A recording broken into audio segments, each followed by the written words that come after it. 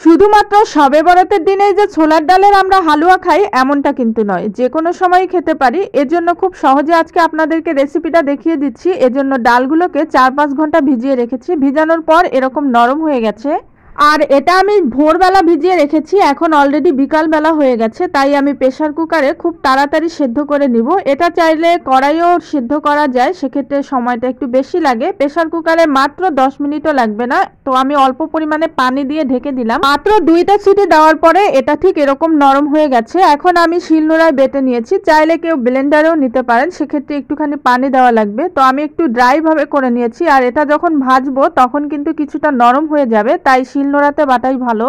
আর আজকের এই হালুয়া রেসিপিটা আমি পুরোটাই ট্রেডিশনাল ওয়েতে আমার মাকে যেভাবে দেখেছি সেভাবেই বানাচ্ছি। শুধুমাত্র ফুড কালারটা আমি অ্যাড করিনি, কারণ আমার বাসায় আনা ছিল না। এখন আমি বেশ খানিকটা ঘি দিয়ে দিলাম, আর তারপর দিয়ে দিব গরম মশলা, তেজপাতা। এখন এটা ভালোভাবে গরম হওয়া পর্যন্ত অপেক্ষা করব। একটুখানি মশলাগুলো ভেজে নিয়ে দিয়ে দিব সেই বেটে রাখা ডাল। আর এখন ডালটা দেওয়ার পর ভালোভাবে নাড়াচাড়া করতে হবে, সবকিছু ভালোভাবে ঘিয়ের সঙ্গে মেশাতে হবে। কিছুক্ষণ নাড়ানোর পর জিনিসটা এরকম নরম হয়ে যাবে। মনে হতে পারে তেলটা কম হয়েছে, লাগলে তখন আরেকটু দিয়ে দিবেন। আমি এখানে পুরোটা ঘি দিয়েই করেছি, আর চাইলে কেউ সয়াবিন তেল দিয়ে করতে পারেন। যখন এটা ভাজা হয়ে আসবে, কড়াই থেকে ডালটা এভাবে উঠে আসতেছে এবং খুব সুন্দর একটা ভাজা ভাজা ঘ্রাণ বের হচ্ছে। এরপর আমি দিয়ে দিব এখানে চিনি। চিনিটা যার যার স্বাদ অনুযায়ী দিয়ে দিবেন। এখানে আমি হাফ কাপ মতো চিনি দিয়ে দিয়েছি, আর অল্প কিছুটা দুধ দিয়েছি।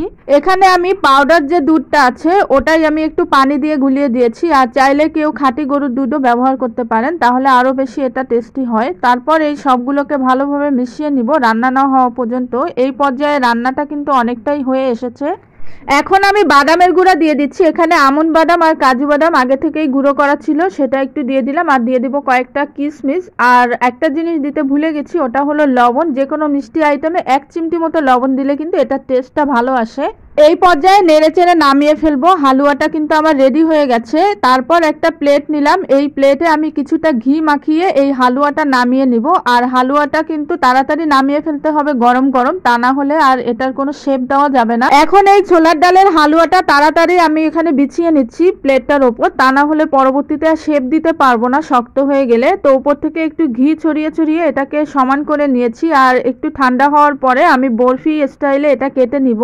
আধা ঘন্টা রেখে দিলেই এটা পুরো সেট হয়ে যাবে। এখন আমি একটা ছুরি দিয়ে এটার চারপাশটা একটু সুন্দর করে সাইজ করে নিচ্ছিলাম। তারপর আমি এখানে প্রথমে লম্বা করে কেটে নিচ্ছি, আর তারপর এটা আড়াআড়ি ভাবে কেটে নিব।